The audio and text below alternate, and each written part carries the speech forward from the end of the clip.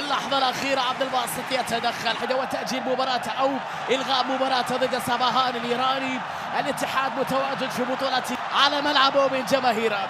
كانت يحاول بناء هجمة، كرة في وسط الميدان، افتكر رومارينيو يلعب الكرة بنزيما رومارينيو، تغطية وتدخل من أهلي بحثا عن الضربة الأولى. الأهلاوية طبعا عندهم كعب أعلى، أتكلم على استاد الجوهرة المشعة، لمسة باتجاه رومارينيو، لكن الفترة الأخيرة أحد اللاعبين على الأرض، لا كيسي لن يستطيع مواصلة اللعب، مش قادر. مسمى دوري المحترفين الكبير عمر السومة تصل إلى عبد الرزاق، خلاه ترك الكرة، رومارينيو عداها بعده بتحركات ذكية بدون كرة ومحاولة لاختراق الدفاعات الأهلاوية. فرانك عبد الباسط هندي، ضغط عالي جدا يمر بنجاح في اللقطة الماضية أمام عبد الرزاق.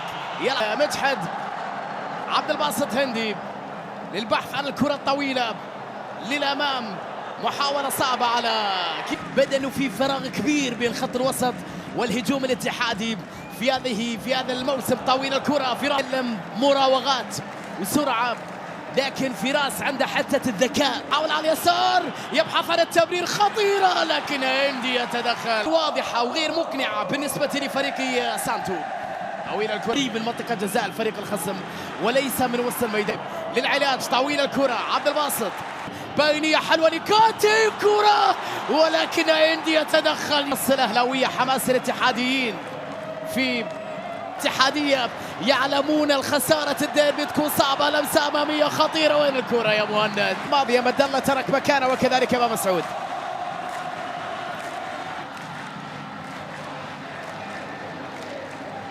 طاولات الاتحاد بعيدا عن مرمى مندي. بيت الاهلي الكورنادو عرضيه، تغطيه من اليمين، بينيه برواق. مباراة كبيره جدا جدا جدا لهذا الخيار القادم في تشكيلته. محافظين على هذه النتيجه ولا بلمسه طويلة، محاولة خلف المدافعين أمامية. وين عبد الرزاق؟ حمد الله، نقولوا كانتي على الطائر لمن، لكنها ليس ديربي. اللمسة باتجاه رومارينيو لكن الإبعاد لم تصل كرات.